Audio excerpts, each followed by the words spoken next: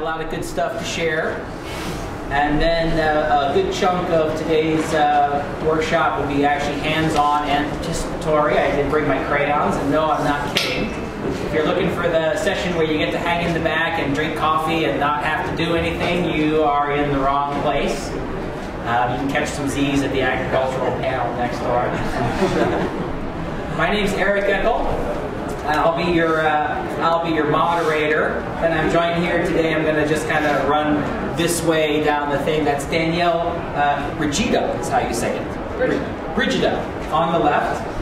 And Danielle is the social media outreach coordinator for the National Wildlife Federation.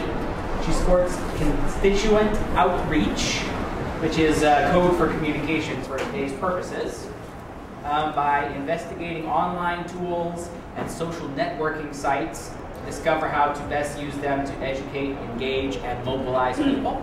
She's got some examples of just what that means that she'll be sharing here today. To her right is Dick Brooks, who is the co-founder of Action Media, and he's with us all the way from Minneapolis. He probably thought he was coming someplace warmer, poor guy. And he has worked in media and communications since 1976 as a reporter, producer, and manager in broadcasting. Since 1994, Action Media has helped organizations and foundations around the U.S. Define and say what they mean, which I think is a very interesting phrase that he's concocted, and he'll show you what he means by that here in a few minutes.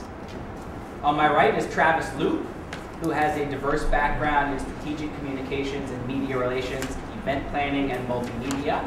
He's currently the public affairs manager for the Chesapeake Bay program in Annapolis, Maryland, serving as director of communications and speechwriter and all-around get the word out kind of guy. Before coming to the Chesapeake Bay program, he was a communications staff person for the governor of Hawaii. My name is Eric Eckl. I am a blogger and all-around environmental communications dilettante. I help people like you come up with clear and compelling messages to involve the public in your work.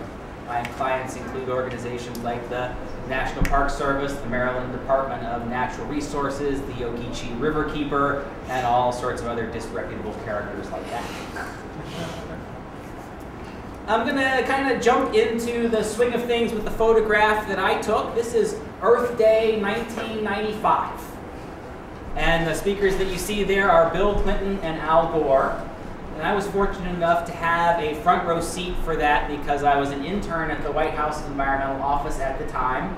And I had made photocopies of many a fax, and I had transferred many an important phone call to other people to make important decisions about this event. Yes, it was the same time as the other famous intern, and no, I never met her. So what was really striking to me about this event, and you can imagine pretty much how it goes. The president and the vice president show up, so of course the senators and the representatives all show up. All of the interest groups put out press releases and start writing op-eds. This is 1995. This is before any of the stuff that Danielle is going to be talking about. And try and make the most of this event, to call attention to the state of the Bay, to celebrate what had been accomplished at that time, to focus attention on the challenges that were outstanding. And I got to ride back to the White House with not these two gentlemen, but the staff people who handle that. And it was really interesting to listen to how they evaluate the event and how they imagined that these two gentlemen would evaluate the event. And what really struck me is that what they cared about was the echo, is the reaction. They know that when Bill Clinton delivers his speech and pauses for the applause, that he has a very keenly tuned ear to how loud that applause is. And given how many people are in the room, he can tell from how loud that applause is how much they care about what he's saying at that moment. It matters a lot to these people in 1995 how many letters to the editor pop up in the wake of the Earth Day speech. They were intensely focused on the reaction. Intensely focused on the reaction. And today's presentation is going to be about communications and how they do or do not provoke a reaction. The politicians who are going to take the action to save the Bay care more about how the voters react to what you say than what you say. So having done the introductions, we're going to take turns critiquing a number of communications pieces designed to produce a reaction. We're going to critique them based on their likelihood of provoking the reaction that the people hoped for. Then we're going to break you all out into groups, and you're going to come up with some pieces yourself. I brought crayons and paper for everybody. And then we will judge your pieces when you're done, and we will dub one team the next Iron Flak. So I got to go first because I was done first. Here are my main points for the two pieces that I'm going to show you. Environmental awareness is somewhat of a myth.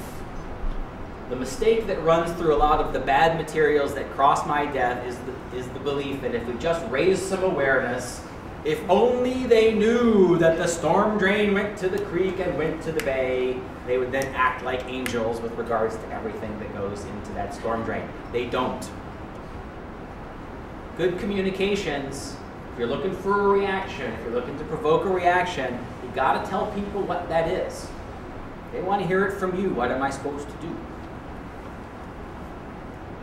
They need a lot of encouragement. It's not just about information, it's also about that encouragement. You got to be a little science teacher when you're doing this business, but you got to be a little bit of a high school football coach too. And you need to encourage them that other people are going to do their part. And I'll come back to these at the end with the examples. I'm going to show you a couple of videos. And then after each video, I'm going to show you some quotes from what I'm calling the due diligence sounding board. And this is a new service that I'm developing to offer my clients. And it's basically a group of people who will sit around and look at your video, read your brochure, look at your ad, read your press release, and give you feedback on it for a modest consideration. The demographics of this panel more closely represent the demographics of the United States than this highly educated, almost entirely Caucasian group right here. So you get a little better read. They are not the insiders, they are the outsiders. And it's my goal to have them available to give you feedback on stuff. And here's a sample of their work. The first video I'm going to show is from San Diego. That's not the right action. First one is from where? San Diego.